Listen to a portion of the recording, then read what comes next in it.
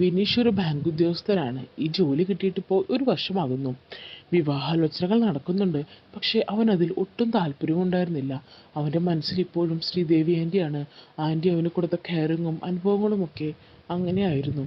ആൻറ്റിയിൽ നിന്നും ഒരിക്കലത് അനുഭവിച്ചാൽ ആർക്കും പിന്നെ വിട്ടുപോകാനും കഴിയില്ല. വീട്ടിൽ പെണ്ണ് കാണാൻ പോകാനുള്ള ഒരുക്കങ്ങൾ നടക്കുകയാണ്. അതിനുവേണ്ടി മാത്രമാണ് അവനിപ്പോൾ ബോംബെയിൽ നിന്നും വന്നിരിക്കുന്നത്. അമ്മയ്ക്ക് വയ്യ എന്ന് പറഞ്ഞാണ് അവനെ വിളിച്ചു വരുത്തിയത്. ഈ കാര്യം പറഞ്ഞാൽ അവൻ വരില്ല എന്ന് അവർക്ക് ഉറപ്പുണ്ടായിരുന്നു. കാരണം കല്യാണക്കാര്യങ്ങൾ പറഞ്ഞു തുടങ്ങിയത് തൊട്ട് അവൻ ഒട്ടും താല്പര്യം കാണിച്ചിട്ടില്ല. അതിനെതിർക്കുകയാണ് ചെയ്തിട്ടുള്ളത്. അതുകൊണ്ട് തന്നെ അവനോട് ഒന്നും തന്നെ പറയാതെ പിടിയാലെ കെട്ടിക്കാൻ വേണ്ടിയിട്ടാണ് ഇപ്പോൾ വിളിച്ചു വരുത്തിയിരിക്കുന്നത്. കുറെ കൊഞ്ചിച്ചു ലാളിച്ചു വളർത്തിയത് കൊണ്ട് അവൻ്റെ കാര്യത്തിൽ അവർക്ക് പ്രത്യേക ശ്രദ്ധയായിരുന്നു. പെണ്ണ് കണ്ടു വന്നിട്ടും അവൻ്റെ ചിന്തകൾക്ക് ഒരു മാറ്റവും ഉണ്ടായില്ല. എന്ത് ചെയ്യണമെന്ന് ആലോചിച്ചുകൊണ്ട് കിടന്നപ്പോൾ അവനൊന്ന് മയങ്ങിപ്പോയി. ആ മയക്കത്തിൽ അവൻ്റെ മനസ്സിൽ നിറഞ്ഞു നിന്നത് അവരുടെ മുഖമായിരുന്നു. ശ്രീദേവി ആൻറ്റിയുടെ. അവൻ്റെ മാനേജറായിരുന്നു ആൻറ്റി. അവർ ഒരു വിധവയാണ്. മുംബൈയിൽ തന്നെ സെറ്റിൽഡ് ആണ് ആൻറ്റി. ഒരു 2 വയസ്സുള്ള മകളുണ്ട്. മാഡം ആണെങ്കിലും ശ്രീദേവിയെ ആൻറ്റി എന്ന് വിളിക്കാനുള്ള അധികാരം അവർ കൊടുത്തിട്ടുണ്ടായിരുന്നു. കാരണം ബാങ്കിൽ മലയാളിയായിട്ട് അവർ രണ്ടുപേരും മാത്രമേ ഉണ്ടായിരുന്നുള്ളൂ. അതുകൊണ്ട് ഒരു പ്രത്യേക സ്നേഹവും അവനോടുണ്ടായിരുന്നു.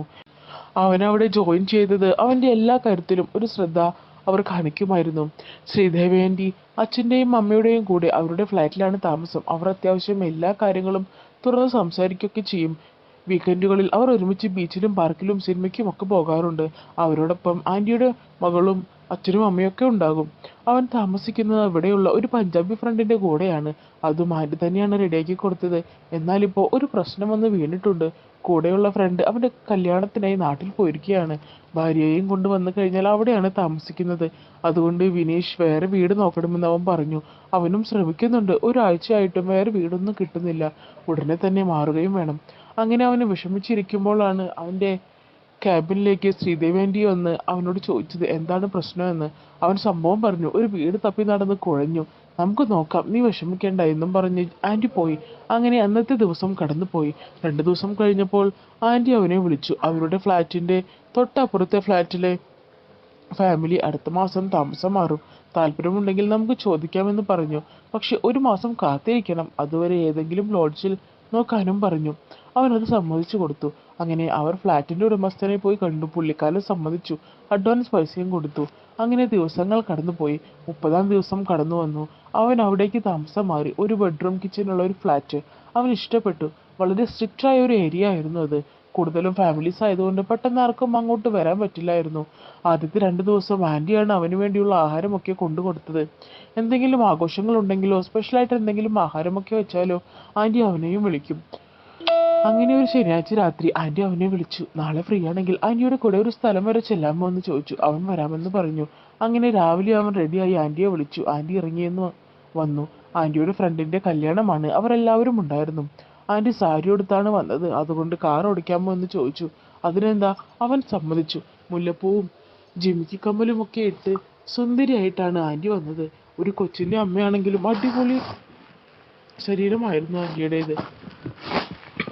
ആൻറ്റിയുടെ അച്ഛൻ കാറിൻ്റെ മുമ്പിലും അമ്മയും ആൻറ്റിയും കൊച്ചും പിൻസീറ്റിലുമായിരുന്നു. അങ്ങനെ കല്യാണമൊക്കെ കഴിഞ്ഞ് ഞങ്ങൾ അവിടുന്ന് തിരിച്ചു. ആൻറ്റിയുടെ ഫോണിൽ ബാറ്ററി ചാർജ് തീർന്ന് ഓഫായി. അച്ഛനും അമ്മയും ഉറങ്ങുന്നത് കൊണ്ട് അവൾ ഒരു കോൾ ചെയ്യാൻ അവൻ്റെ ഫോൺ ചോദിച്ചു. അവൻ കൊടുത്തു. അങ്ങനെ ഞങ്ങൾ ഫ്ലാറ്റിലെത്തിയപ്പോൾ രാത്രിയായി. ആൻറ്റി അവൻ്റെ ഫോൺ തിരിച്ചു കൊടുത്തു. അവൻ നേരെ ഫ്ലാറ്റിൽ പോയി. രാത്രി ഫോണിൽ കളിച്ചുകൊണ്ട് ഇരിക്കുമ്പോൾ ആൻറ്റി ഒരു ഹായ് പറഞ്ഞ് മെസ്സേജ് അയച്ചു. അങ്ങനെ ചാറ്റ് ചെയ്തുകൊണ്ടിരുന്നപ്പോൾ അവൾ പറഞ്ഞു, നിന്റെ ഫോണിൽ കുറച്ച് വീഡിയോസ് കണ്ടല്ലോ എന്ന്. അപ്പോഴാണ് അവൻ ഓർത്തത് തലേന്ന് രാത്രി നിന്നും ഡൗൺലോഡ് ചെയ്ത കുറച്ച് വീഡിയോസ് മെമ്മറി കാർഡിൽ മാറ്റിയിട്ടിരുന്നില്ല എന്ന്. അവൻ ആകെ ചമ്മിപ്പോയി. നാണക്കേടായി. പിന്നെ അവനൊന്നും പറഞ്ഞില്ല. പിറ്റേ ദിവസം രാവിലെ ബാങ്കിൽ ചെന്നപ്പോൾ ഒരു ചെറു ചിരിയോടെ അവനെ ഒന്ന് നോക്കിയിട്ട് തിരിഞ്ഞു നടന്നു പോയി. തിങ്കളാഴ്ച ആയതുകൊണ്ട് ബാങ്കിൽ ഭയങ്കര തിരക്കായിരുന്നു. അതുകൊണ്ട് സമയവും പോയി. രാത്രി അവനോട് ചാറ്റ് ചെയ്യാവുന്ന സമയത്ത് അവൻ ചോദിച്ചു, എന്തിനാണ് രാവിലെ കണ്ടപ്പോൾ അങ്ങനെ ചിരിച്ചത്? ഏയ്, നിന്റെ ചമ്മൽ കണ്ടിട്ട് ചിരിച്ചെന്നേ ഉള്ളൂ. അതൊന്നും സാരില്ലടാ, ഇതൊക്കെ എല്ലാവരും കാണുന്നതല്ലേ, ഈ ഞാനും. ആൻറ്റിയും കാണാറുണ്ടെന്നോ? ആന്ന്, അമ്പടി കള്ളി. അങ്ങനെ ചാറ്റൊക്കെ കഴിഞ്ഞു. ഒരു ദിവസം വൈകുന്നേരം ജോലി കഴിഞ്ഞ് ഇറങ്ങും നേരം അവളുടെ സ്കൂട്ടറിൻ്റെ ടയർ പഞ്ചറായി. നേരമാണെങ്കിൽ ഇരുട്ടി, മഴയൊക്കോളും. ആകെ പെട്ട്. ടയർ വർക്ക്ഷോപ്പിൽ പോയി ആളെ കൊണ്ടുവന്ന് വരാമെന്ന് നോക്കിയപ്പോൾ മഴയും പെയ്തു. ബാങ്കിലെ സെക്യൂരിറ്റി ചാറ്റിനോട് കാര്യം പറഞ്ഞപ്പോൾ അയാൾ പറഞ്ഞു, ഒരു കാര്യം ചെയ്യൂ, ലേറ്റ് ആകുമെങ്കിൽ മാഡത്തിന് വിനീഷ് സാറിൻ്റെ കൂടെ പൊക്കൂടെ? സാറിന് ബുദ്ധിമുട്ടായില്ലെങ്കിൽ ബൈക്കിൽ അല്ലെങ്കിൽ സാർ അങ്ങോട്ട് ആക്കിയേരെ. അയാൾ പറഞ്ഞതുപോലെ തന്നെ ചെയ്യാമെന്ന് ഞങ്ങൾ തീരുമാനിച്ചു. മഴ മാറുന്നവരെ ഞങ്ങൾ അവിടെ തന്നെ നിന്നു. മഴ മാറിയപ്പോൾ ഞങ്ങൾ എൻ്റെ ബൈക്കിൽ പുറപ്പെട്ടു. കുറച്ചു ദൂരം ചെന്നപ്പോൾ വീണ്ടും മഴ പെയ്തു തുടങ്ങി. അവൾ പറഞ്ഞു നിർത്താതെ പോകാമെന്ന്. പക്ഷേ മഴ ഉറച്ചു. ഞങ്ങൾ ഒരുപാട് നനഞ്ഞു. അവൾ എന്നെ പിടിച്ചിരുന്നു. കുറച്ചു ദൂരം ചെന്നപ്പോൾ ഞങ്ങൾ പൂട്ടിയിട്ടിരിക്കുന്ന ഒരു ഒഴിഞ്ഞ കടയുടെ അടുത്ത് വണ്ടി നിർത്തി. അങ്ങനെ ആരും ശ്രദ്ധിക്കാത്ത ഒരു സ്ഥലമായിരുന്നു അത്. ഞങ്ങൾ ഇറങ്ങി അവിടെ നിന്നു. രണ്ടുപേരും നനഞ്ഞു കുതിർന്നിരുന്നു. ഹാൻഡ് ബാഗും നനഞ്ഞു. പെട്ടെന്ന് ഒരു ഇടിയും മിന്നലും ഉണ്ടായി. ആൻറ്റി പേടിച്ച് എൻ്റെ അടുത്തേക്ക് നിന്നു. പിന്നെ ഒരു പേമാരി തന്നെയായിരുന്നു. ഒരുപാട് നാളുകൾക്ക് ശേഷം ആൻറ്റി അത് ഒത്തിരി ആസ്വദിക്കുകയും സന്തോഷിക്കുകയും ചെയ്ത പേമാരി. അത് പെയ്തൊഴിയും വരെ അവർ ഒരു ഇടിമുഴക്കവും കേട്ടില്ല. അങ്ങനെ എല്ലാം ശ്രമിച്ച ആ നിമിഷത്തിൽ അവർ വണ്ടിയിൽ കയറിപ്പോയി. പിന്നെ പല പേമാരികൾ പെയ്തിറങ്ങി. അവർ ഒത്തിരി ആസ്വദിക്കുകയായിരുന്നു ആ നിമിഷങ്ങളെല്ലാം. പെട്ടെന്ന് അവൻ ആ മയക്കത്തിൽ നിന്നും എണീറ്റു. ആൻറ്റിയെ വിളിച്ചു നോക്കി, എടുക്കുന്നില്ല. കുറച്ച് ദിവസങ്ങൾക്ക് ശേഷം അവൻ കേരളത്തിലേക്ക് ട്രാൻസ്ഫറായി. ലെറ്റർ വന്നു. പിന്നെ വളരെ പെട്ടെന്ന് കല്യാണം ഉറപ്പിച്ചു. അവന് പറയാനോ തടയാനോ കഴിഞ്ഞില്ല. ആ കല്യാണ പന്തലിൽ അവൻ അറിയാതെ അവൾ വന്നിരുന്നു. അവസാനമായി അവനെ അങ്ങനെ കാണാൻ, മനസ്സിലെ കറകൾ കഴുകിക്കളയാൻ. പിന്നീട് വിനീഷിന്റെ വീട്ടിൽ നിന്നും വന്ന കോളായിരുന്നു അവരെ തമ്മിൽ അകറ്റിയത്. അവന്റെ അമ്മയുടെ സങ്കടം ശ്രീദേവേന്റി അറിഞ്ഞപ്പോൾ മറ്റൊരു കല്യാണത്തിനായി അവനെ പ്രേരിപ്പിച്ചതും അവരായിരുന്നു. അതിനുവേണ്ടി അവനെ മനഃപൂർവ്വം അവഗണിച്ചു. അവന് പല കാര്യങ്ങളും ചെയ്ത് വെറുപ്പിക്കാൻ തുടങ്ങി. ഒടുവിൽ അവനെ കാണുന്നത് ഇഷ്ടമല്ല എന്ന് തന്നെ ശ്രീദേവേന്റി പറഞ്ഞു. അവനത് വല്ലാത്തൊരു ഷോക്കായിരുന്നു. ഇനി ഒരിക്കലും ബുദ്ധിമുട്ടിക്കാൻ വരില്ല എന്ന് പറഞ്ഞ് അവനും തിരിച്ചു പോന്നു. അവനേക്കാൾ പക്വതയും അറിവുമുള്ള അവർക്കായിരുന്നു അവരുടെ ആ ബന്ധം ഒട്ടും ശാശ്വതമല്ല എന്ന് മനസ്സിലാക്കിയത്. ഒരിക്കലും അവർക്ക് ഒരുമിച്ച് ജീവിക്കാൻ കഴിയില്ല എന്നും വിഷമത്തോടെയാണെങ്കിലും പുതിയൊരു ജീവിതത്തിലേക്ക് ആൻറ്റി അവനെ പ്രാണനെ തള്ളിവിട്ടു. അവനെ പറഞ്ഞേക്കാമെന്ന് ആൻറ്റി അവൻ്റെ അമ്മയ്ക്ക് കൊടുത്ത വാക്ക് കണ്ണീരോടെ പാലിക്കുകയായിരുന്നു ശ്രീദേവേന്റി.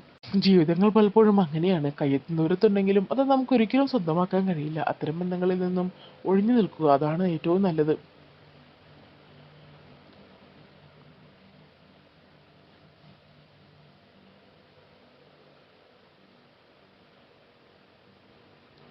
അപ്പോൾ ഇന്നത്തെ നമ്മുടെ ഈ മോട്ടിവേഷണൽ സ്റ്റോറി നിങ്ങൾക്കെല്ലാവർക്കും ഒത്തിരി ഇഷ്ടപ്പെടുമെന്ന് ഞാൻ വിചാരിക്കുന്നു.